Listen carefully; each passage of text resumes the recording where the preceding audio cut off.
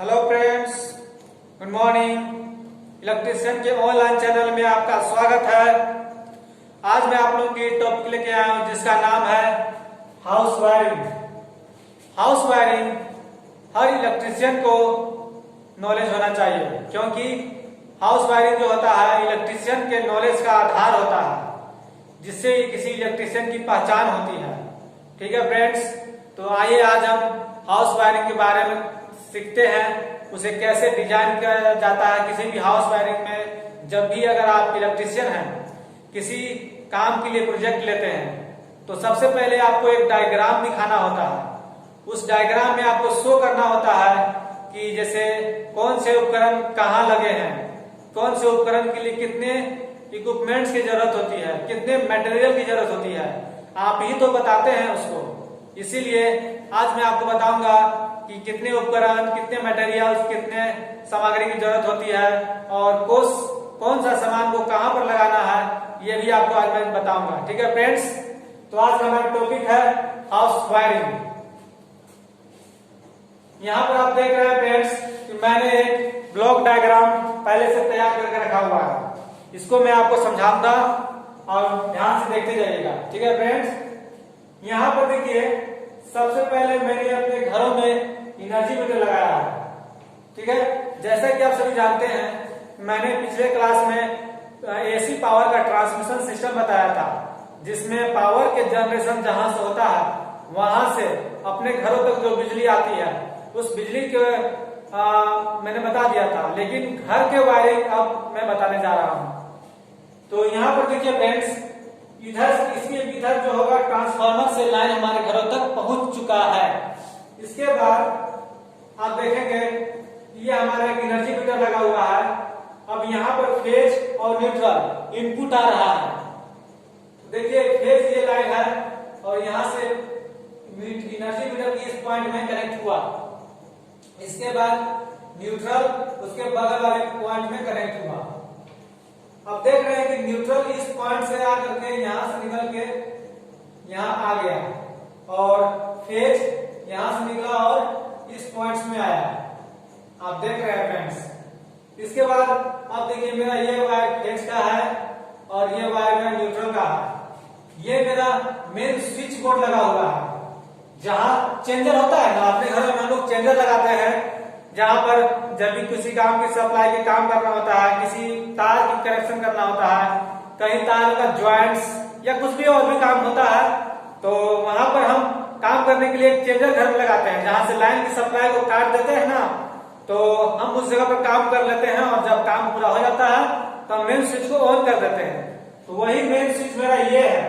ये main switch है जहां से अगर हम स्विच को ऑफ कर दिए तो पूरे सप्लाई घर में जितना आया है सभी जगह लाइन कट जाती है। ठीक है फ्रेंड्स, इसके बाद देखिए मेन स्विच में तो नीचे से इनपुट हुआ, अब ऊपर से इसमें आउटपुट करना होता है। जब भी हमें मेन स्विच से जाए कहीं से भी लाइन सप्लाई लेना होता है, आगे इनपुट आउटपुट कराना होता है, तो हम ऊपर से इसमें लाइन लेते हैं। देखिए मैंने यहाँ से ऊपर लाइन लिया, ये है फेज, ये फेज का लाइन है और ये है न्यूट्रल। देखिए फ्रेंड्स, इसके बाद मेरा ये यहाँ पर एमसीबी लगा हुआ है। यहाँ पर क्या लगा हुआ है? एमसीबी।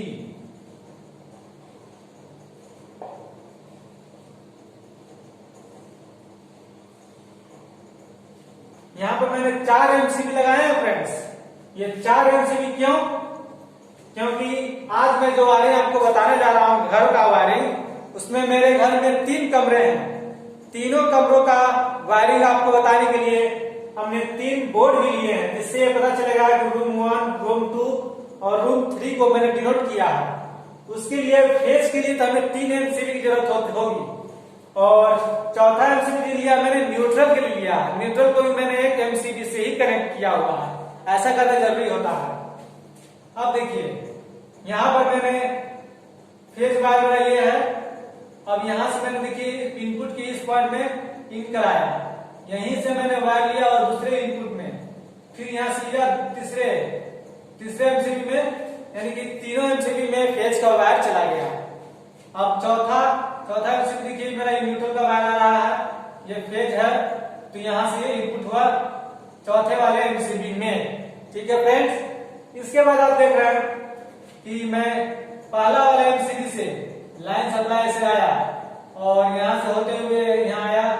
अब यहाँ पर देख रहे हैं कि तारों का क्रॉस भर रहा है, इसलिए सैंपल मैंने इसको तो आपको बताया है।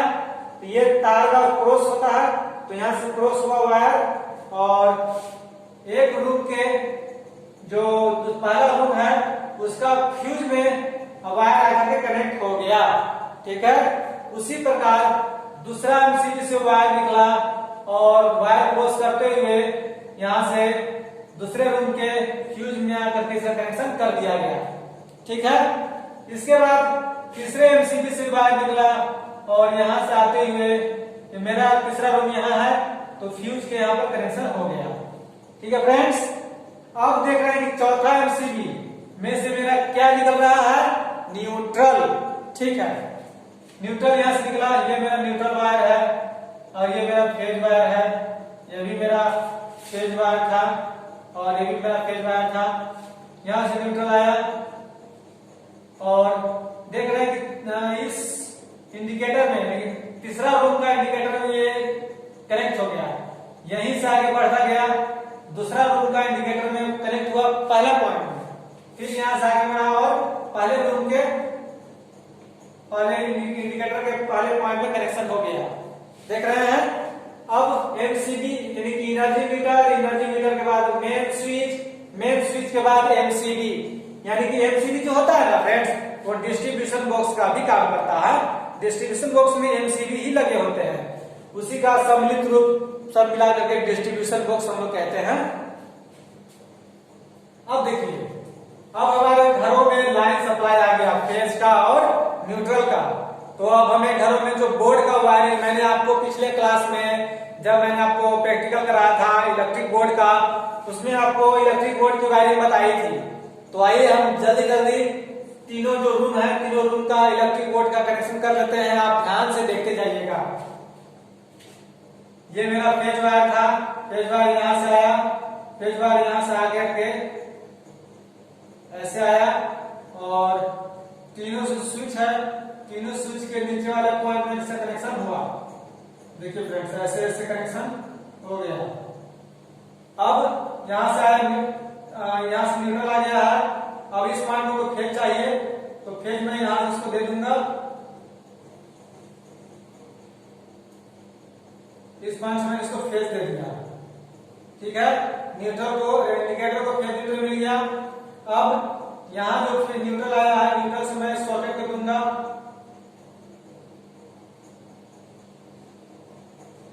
यहाँ पॉइंट दे दिया।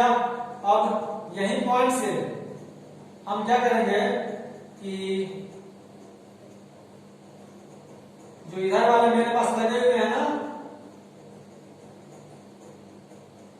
ये जो सॉकेट है इसमें मैंने न्यूट्रल दे दिया। अब क्या करेंगे हम कि इस स्विच से इसको हम कनेक्शन करेंगे और इस स्विच से हम इस सॉकेट को कनेक्शन करेंगे। अब ये मेरा जो एक और स्विच बच गया, इससे हम यहाँ पर बल्ब लगाएंगे। बल्ब तो मेरा बाहर आना चाहिए था, लेकिन हमारे पास यहाँ जो डायग्राम दिखा रहा है ना, तो रूम में कहीं भी आप लगा सकते हैं बल्ब, इसके लिए आप फ्री हैं। मैंने यहाँ पर बल्ब लगा दिया, इसका 2 पॉइंट निकला हुआ फ्रेंड्स।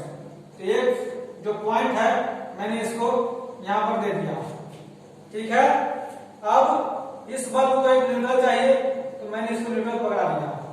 अब देखिए मेरा ये बोर्ड का वायरिंग कंप्लीट हो गया, यानी कि रूम 1 में मेरा जो इलेक्ट्रिक बोर्ड का वायरिंग था वो कंप्लीट हो गया।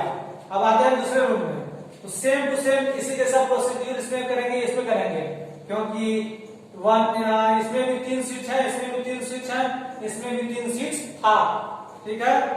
तो यहां से मैं एक पॉइंट लूंगा और ला करके तीनों स्विच में मैं यहाँ पर लाइन दे दिया, इसमें और इसमें, ठीक है। अब इसके बाद मैं यहाँ से इंडिकेटर के इस नीचे वाले पॉइंट में फेज का सप्लाई दूंगा। मैंने स्विच के नीचे वाले पॉइंट से फेज की सप्लाई दे दी। अब यहाँ इंडिकेटर है, इंडिकेटर के न्यूट्रल से यहाँ न्यूट्रल दिया। अब एक न्यूट्रल इसको चाहिए, तो मैंने क्या किया कि यहाँ से न्यूट्रल लिया और इसको न्यूट्रल एक पॉइंट पे दिया। आपने देखा कि मैंने नीचे से लिया था, इसमें मैंने ऊपर से लिया, तो कोई फर्क नहीं पड़ता है। आप कहीं से भी कोई सप्लाई ले सकते हैं, अपनी सुविधा के अनुसार ले सकते हैं, ठीक है। अब मैंने इस पॉइंट से इसको कनेक्शन करा दिया, इस पॉइंट से इसको कनेक्शन करा दिया। यहां से मैं एक बल्ब को दे दूंगा। अब यहां से न्यूट्रल को दे दिया मैंने बल्ब को। ये मेरा कंप्लीट, ये रूम भी मेरा कंप्लीट हो गया। अब आते हैं हम तीसरे वाले रूम में, जहां पर मैं इलेक्ट्रिक कनेक्शन कर रहा हूं। इस पॉइंट से आएंगे, यहां से मैंने फ्यूज को लाइन सप्लाई दिया, फिर यहीं से लाइन सप्लाई मैंने दिया तीनों स्विच को। आप देख रहे हैं डिजाइन आपको नहीं बनाना है, मैंने डिजाइन बना दिया, कोई दिक्कत नहीं है। फिर यहां से मैं न्यूट्रल लूंगा और इस सॉकेट के इस पॉइंट में कनेक्शन कर दिया। आप देख रहे हैं फ्रेंड्स। इसके बाद इस स्विच से मैं यहां कनेक्शन किया, इस स्विच से मैं यहां कनेक्शन किया, ठीक है। अब इस पॉइंट से मैं न्यूट्रल लूंगा और यहां से मैं इसको कनेक्शन कर दूंगा। यहां से कनेक्शन करके यहां न्यूट्रल मिल गया, यहां फेज मिल गया। एक बल्ब मेरा यहाँ पर लगा हुआ है, इसका एक दो पॉइंट, एक पॉइंट को मैंने यहां से कनेक्शन कर दिया इस स्विच से। अब इसको मैं न्यूट्रल दूंगा, मैंने न्यूट्रल यहां से दे दिया। इस रूम का भी वायरिंग कंप्लीट, ठीक है फ्रेंड्स। तो आपने देखा कि हाउस वायरिंग करने के लिए हमें एनर्जी मीटर से लेकर के मेन स्विच, एमसीबी यानी कि एमसीबी को डिस्ट्रीब्यूशन बॉक्स कहते हैं, वहां से 3 रूम में मेरा लाइन सप्लाई हुआ, ठीक है ना। तो तीनों रूम में मेरे लाइन सप्लाई आ गए। तीनों रूम के जो इलेक्ट्रिक बोर्ड थे उसका भी मैंने वायरिंग कर दिया। आप लोग को अच्छी तरह समझ में आ गया, अच्छी तरह से आप इसे देख लें। कहीं कोई दिक्कत किसी को कुछ समझ में ना आए तो आप पूछ सकते हैं, ठीक है फ्रेंड्स। तो आज मैं आप लोगों को हाउस वायरिंग बताया, आप लोग को अच्छी तरह समझ में आया होगा, किसी को किसी प्रकार की कोई दिक्कत नहीं होगी। तो मैं उम्मीद करता हूं कि सबको अच्छी तरह समझ में आ गया होगा फ्रेंड्स। अब मैं अपनी क्लास यहीं पर समाप्त करता हूं और अगले दिन हम मिलेंगे नए वीडियो में नए टॉपिक के साथ। तब तक के लिए टेक केयर, बाय बाय।